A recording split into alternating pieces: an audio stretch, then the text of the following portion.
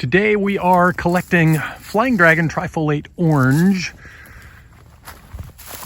And this is the wrap sheet on that. And we are going to make kombucha. We're going to do a second ferment of kombucha on using the fruit here. You can check the description of this video where I show you actually how to make kombucha. This isn't really about how to do it. It's about how to use this particular fruit for a second ferment of this wonderful probiotic beverage.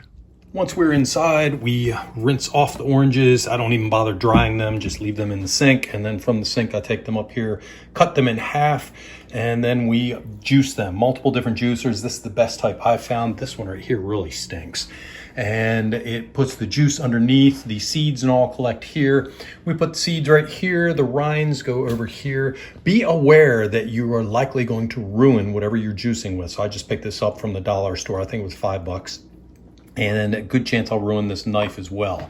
What I mean by that is it has like a glue on it. The oranges have like a glue on it, and it is extremely difficult to get off. We've tried Goo Gone and all kinds of different ways to wash it, and it is just very, very difficult to get off. It almost seems like it melts the plastic here. So just know that you may end up wasting these. So I am gonna do all of this in one shot and freeze it and use it in kombucha, and that way it's worthwhile to just throw this out because I get to harvest many, many pounds of fruit here.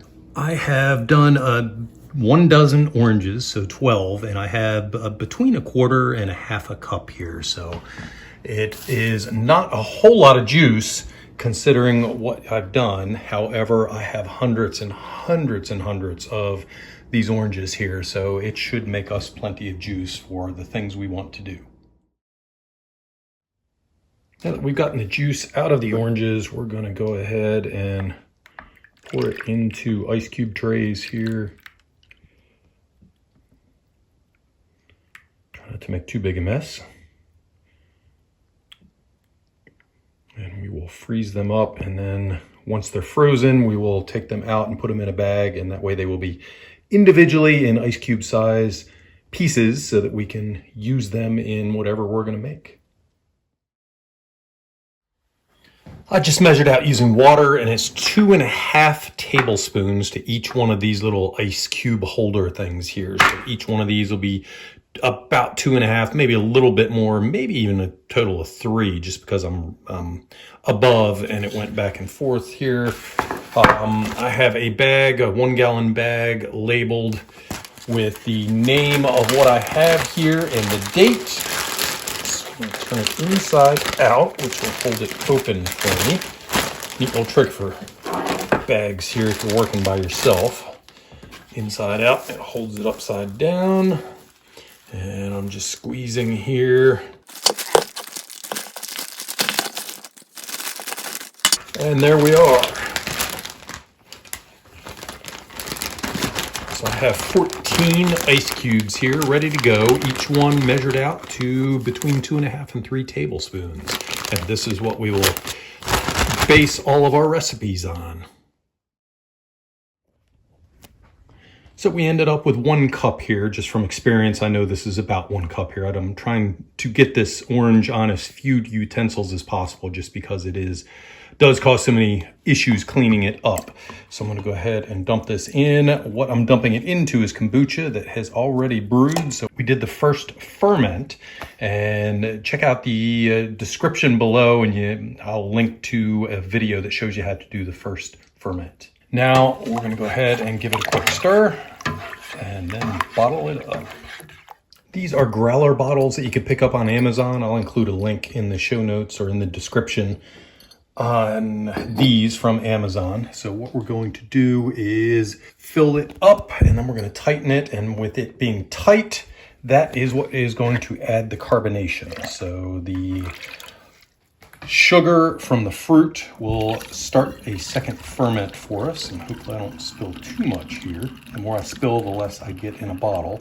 I want to fill it right up into the neck itself, and just about there. So if you can see, the suds are right about where the cap is there. And we're going to go ahead and cap it up. And we are going to leave it capped for about 7 days. And then we're going to go ahead and give it a test. And the test I'm going to do is basically uncapping it. And what I want is a little bit of for it to go psst, and just make a little bit of noise. What I don't want is for it to be explosive and shoot liquid out. If that happens, I've overdone it. And if I get no noise whatsoever, I'll try a couple of them. I'll let it ferment for a few more days and give it a try again later. I should get a little bit of noise when I do these. We are at 1 week on the kombucha here. Let me go ahead and see if we got any off gas yet. Just a little bit, not too much foaming up. So at that point, with that little bit, I'm gonna go ahead and try one more. And if I get about the same and not too much or not too little, I'll just go ahead and put them all in the refrigerator. And here's another. That one had a little bit more. So at this point, I am definitely gonna go ahead and put all the bottles in the refrigerator, and that will slow any fermentation down to a crawl, so there won't be very much at all. And at that point, I'll have plenty of time, a couple of weeks, to go ahead and drink this and not worry about the bottles exploding.